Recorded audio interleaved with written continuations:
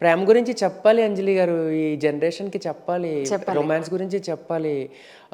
ప్రేమించి విడిపోయి లేకపోతే ఒక టైంకి కలుసుకుంటానని చెప్పి అవ్వకపోయినా చిన్న చిన్న వాటికి అలకలు, దట్ ఈస్ నాట్ రైట్ అండి. Like you have to feel it. You have to ఆ అనుభూతి అనేది ఉండాలి. సో నేను ఇంకా ఫస్ట్ స్టోరీలో అట్లీస్ట్ 3 క్యారెక్టర్స్ ఉంటాయి. ఒక 2 కపుల్స్ ఉంటారు ఫస్ట్ దాంట్లో. సెకండ్ దాంట్లో ఓన్లీ ఒకటే కపుల్ ఉంటారు. ముంచేసాను రొమాన్స్‌లో నేను. It's okay, it can be hit or it can not be hit, but I'm happy and I'm satisfied as a author అని చెప్పి అనుకున్నాను నేను అంతే. మీ కవిత ఒకటి ఇన్‌స్టాగ్రామ్‌లో చూసినప్పుడు ఏదైనా లవ్ ఫెయిల్యూర్ అయిందా ఏంటి ఇలా రాసారేంటా అనిపించింది. మీరు ఒకటే కవిత చదివితే మీకు అనిపిస్తుంది. నేను అమ్మాయి గురించి చాలా ఎక్కువ కవితలు రాస్తానండి. అంటే అబ్బాయిని కదా, ఒంటరితనం ఉన్న దాని మీద రాశారు మీరు. సో అందుకని ఐ థాట్ అంటే నా దాంట్లో హైలైట్స్ ఉంటాయండి. నేను రాసిన పోయిటరీ అంతా హైలైట్స్ చేస్తాను. అమ్మాయి గురించి ఉంటదన్నమాట. అంటే చాలా డీప్ థాట్స్ ఉన్న అమ్మాయిలు యూజువల్గా వాళ్ళు మాట్లాడరు, వాళ్ళు ఏమీ చెప్పరు, అన్ని కళ్ళతోటి అర్థం చేసుకోవాలనుకుంటారు అని నేను చాలా ఖచ్చితంగా బిలీవ్ చేస్తాను. అంటే చాలా చెప్పాలని అనుకుంటారు. If you let them talk they will talk, otherwise they will speak with eyes. If you can read ఒక 1% అర్థం చేసుకోగలిగినా you are succeeded as a man అని నేను బిలీవ్ చేస్తాను. ప్రాబబ్లీ టూ మచ్ పెద్ద స్టేట్మెంట్ ఏమో నాకు తెలియదు, బట్ నాకైతే అనిపిస్తుంది they want to say something but they won't say, they want you to understand అని నేను నమ్ముతాను. So it's not about love failure or anything అండి. అంటే ఒక పోయిట్ అవ్వడం వల్ల ఏంటంటే నేను మోస్ట్లీ లైఫ్, అమ్మాయి వీటి గురించే రాస్తాను అనమాట. అవి రాసి చదివిన వాళ్ళు ప్రతి ఒక్కళ్ళు కూడా ఏదో ఒక దాంట్లో రాస్తాను, అమ్మాయి దొంగతను అని రాస్తాను, అమ్మాయి ఒక దొంగ ఇలాగా అని చెప్పని రాస్తాను అనమాట. అంటే మొత్తం అంతా డిస్క్రైబ్ చేసుకుంటూ ఎవరో ఒక అమ్మాయి ఇన్స్టాగ్రామ్లో నా గురించి రాసావు కదా, నాకు ఎవరో కూడా తెలియదు, but I'm glad that they are like. అంటే అర్థం చేసుకోగలుగుతున్నారండి, చదువుతున్నారు వాళ్ళు. మీ సెన్సిబిలిటీస్ నాకు ఎంత బాగా నచ్చుతాయంటే దానికి ఒక చిన్న ఎగ్జాంపుల్ చెప్పాలి. ఒక రీల్ ఉంటుంది ఆయన దాంట్లో చూడండి. ఒక వైఫ్ అండ్ హస్బెండ్ ఉంటారు, వాళ్ళకి పెళ్ళై చాలా ఏళ్ళు అవుతుంది. ఆయన హస్బెండ్ బర్త్డే అనేటప్పటికీ ఈవిడ పాపం రెడీ అయిపోయి టీషర్ట్ రెడీ చేసి పిల్లల్ని రెడీ చేసి వాడు హ్యాపీగా ఆఫీస్కి వెళ్తాడు, బాక్స్ పట్టుకెళ్తాడు. అక్కడ వాళ్ళు ఏదో వెంకటేశ్వర పటం వచ్చింది తర్వాత మళ్ళీ ఈవిడ బర్త్డే అనేటప్పటికి ఎవరికి గుర్తుండదమ్మా. లాస్ట్ మినిట్లో ముద్ద చంకెక్క. I felt so happy.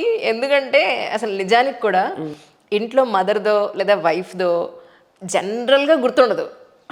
It's not about గుర్తుండకపోవడం అండి, వాళ్ళు అలా తయారు చేసేసారు. They never treat themself as special. అమ్మలు కానీ అమ్మాయిలు కానీ, అమ్మాయిలుగా ఉన్నప్పుడు ఎంత ఇష్టపడతారో వాళ్ళు ప్యాంపర్ చేసుకుంటారు. అమ్మలు అయిపోయిన తర్వాత వాళ్ళకి ప్రయారిటీ ఉంటుందని కూడా ఆలోచించరు. ఇప్పుడు వాళ్ళ పుట్టినరోజు అయినా సరే అమ్మే ఫస్ట్ లేస్తుంది ఇంట్లో. అవును, మనం 5 o'clock లేచిపోయి డూ దట్, ఈ రోజు నా పుట్టినరోజు కదా, నేను ఈ రోజు బయటకు వెళ్ళి రెస్టారెంట్లో టిఫిన్ తింటానని చెప్పిన అమ్మని చూపించండి మీరు. అవును, దే నెవర్ సే దట్. నాన్నలకి ఇప్పుడు అట్లీస్ట్ ఒక లాస్ట్ 10-15 డేస్ పిల్లలు they are celebrating. Just imagine. అంటే ఈ రీల్లో ఏంటంటే నేను పిల్లలు అబ్రాడ్లో ఉంటారని ఏదో, ఎందుకంటే పిల్లలు పంపించారా కేక్, ఈ రోజు వారంలో నేను తిన్నాను అంటే ఈవెన్ షీఈస్ ఫాలోయింగ్ దట్ వారం ఆర్ సంథింగ్, పుట్టినరోజు అయినా సరే. అమ్మలు ఆర్ సో క్యూట్ అండి. సో అందుకని నాకు అది చెప్పాలనిపించింది.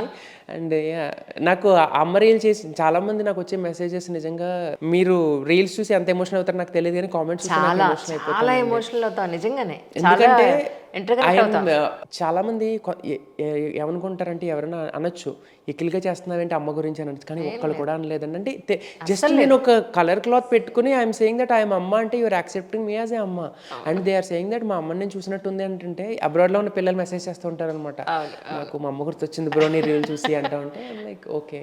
ఇట్ వాస్ సో ఎమోషనల్ అండి. మీ చాలా రీల్స్ హ్యూమన్ ఎమోషన్స్ని కనెక్ట్ చేస్తూ ఉంటాయి. అబ్సల్యూట్లీ. నిజానికి ఇంట్లో ఎవరికి ఒంట్లో బాగుండకపోయినా ఫస్ట్ లేచేది ఈవిడే. అంతే. ఫంక్షన్ అయినా ఏది జరిగినా కూడా ఎవరైనా వస్తున్నారంటే కింద మీద అయిపోద్ది. ఇప్పుడు నువ్వు ఏం చేసి పెట్టను, that is the first question. ఎవరో ఇంటికి వస్తున్నారు, ఏం చేసి పెట్టను, ఎందుకు కింద మీద అయిపోతావు ఎందుకు. మా అమ్మకి వి సే అనమాట, ఎవ్రీడే 4:30-5కి లేచిపోద్ది, అన్ని పనులు చేసేసుకుని 8:30-9 అయ్యేసరికి ఇలా కాలు మీద కాలేసుకుని కూర్చుంటుంది. ఆ కాలు మీద కాలేసుకునేది 11 o'clock కూర్చోవచ్చు కదా, పొద్దున్న 7 గంటలు లేచి. పైగా వాళ్ళు చెప్పే స్టేట్మెంట్ ఏంటి తెలుసా, ఆడవాళ్ళు ఎవరైనా లేట్గా లేస్తారా, లేట్గా లేవచ్చు.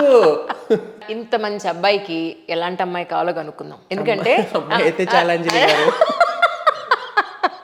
అలా అనకండి, మీకు చాలా స్పెసిఫిక్ ఇవి ఉన్నాయి.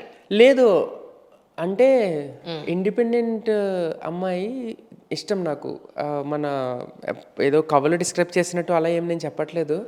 నేను ఒక రీల్ చెప్పానండి, నేను ఇంతకుముందు నోరెప్పకుండా రీల్స్ చేసే రీల్స్లో ఒక రీల్ చేశాను అనమాట. ఏంటంటే నేను ఇల్లు చూసుకుంటాను, నువ్వు ఉద్యోగం చేస్తూ నన్ను చూసుకో అని చెప్పే అమ్మాయి కావాలి. అంటే అబ్బాయి నేను చెప్తున్నాను అనమాట. ఏంటంటే నేను ఇల్లు చూసుకుంటాను. అది నేను చూసాను.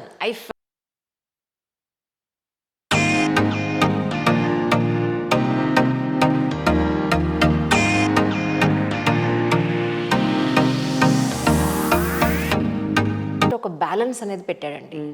ఆ బ్యాలెన్స్ తప్పి ఇంబ్యాలెన్స్లోకి వెళ్తూ ఉన్నాం. అంటే విమెన్ జాబ్ చేయడం, ఉద్యోగం చేయడం నేను వ్యతిరేకిని కాదు. అవసరమైతే ఖచ్చితంగా చేయాలి, చక్కగా చదువుకోవాలి, ఇండిపెండెంట్ అవ్వాలి, నాలెడ్జబుల్ పర్సన్ అవ్వాలి. ఇంట్లో ఎవరికి ఏదొచ్చినా కూడా తను మేనేజ్ చేసుకోగలిగే సత్తా ఉండాలి, ప్రతి అమ్మాయికి ఉండాలి. అవసరమైతే బయటికి వెళ్ళి సత్యభామలో యుద్ధం చేయగలిగేంత ధైర్యం కూడా ఉండాలి. కానీ సంపాదించేది ఒకళ్ళు, ఇంటిని పిల్లల్ని కష్టపడి వచ్చిన వ్యక్తిని చూసుకునేవాళ్ళు. ఈ బ్యాలెన్స్ అనేది ఎప్పుడైతే తప్పిపోయిందో ఆటోమేటికల్లీ చాలా డిస్టర్బెన్సెస్. అంతే. నేను యాక్చువల్లీ నాకే అవకాశం ఉండుంటే హ్యాపీగా హౌస్ వైఫ్గా ఉండిపోవడానికి ఎంత ఇష్టం. I cannot say it as house wife అండి, హోమ్ మేకర్. అబ్సల్యూట్లీ. ఎందుకంటే ఆవిడకుండే 9 to 5 పని ఆఫీస్ కి హస్బెండ్ వెళ్తాడు, అమ్మాయి వెళ్ళిద్ది. బట్ రాగానే 5 నుంచి ఆఫీస్ కి రాగానే ఆ చున్నీ ఏదైతే ఉందో ఇలా కట్టేసుకుని కిచెన్ లోకి వెళ్ళిపోద్ది డైరెక్ట్ గా. అలా అంటే అబ్బాయిలు చెయ్యరు నేను చెప్పట్లేదు. పెళ్లికి ముందు మేము విపరీతంగా వండుతాం. ఇప్పుడు నేను అన్ని పనులు నేనే చేసుకుంటాను ఇంట్లో. బట్ ఏంటంటే ఒక లగ్జరీ వచ్చేస్తుంది అనమాట. ఒక అమ్మాయి వస్తుందంటే అంటే విమెనే ఇలా చేశారండి. ఆడవాళ్ళకి ఆడవాళ్ళే శత్రువులు. ఇప్పుడు నాకు మరి క్లోజ్ రిలేటివ్స్ పెళ్లి చేసుకోమని చెప్పేటప్పుడు ఫస్ట్ చెప్పే సలహా ఏంటి తెలుసా వాళ్ళు? నీకు వండి పెట్టడానికి ఒక అమ్మాయి కావద్దా అంటారు. నేను వండి పెడతాను, అమ్మాయి ఉద్యోగంకి వెళ్ళిద్ది. నేను బాగా వండుతాను వంట, అమ్మాయి ఉద్యోగంకి వెళ్తుంది అంటాను. అంటే ఇప్పుడు లైఫ్ స్టైల్స్కి ఇప్పుడు మన లగ్జరీ లైఫ్ అని నేను చెప్పట్లేదు, బేసిక్స్ అయిపోయినాయండి. ఇప్పుడు కారు ఇవన్నీ ఇద్దరు కష్టపడితే కానీ ప్రశాంతంగా వెళ్ళే అవకాశం లేదు.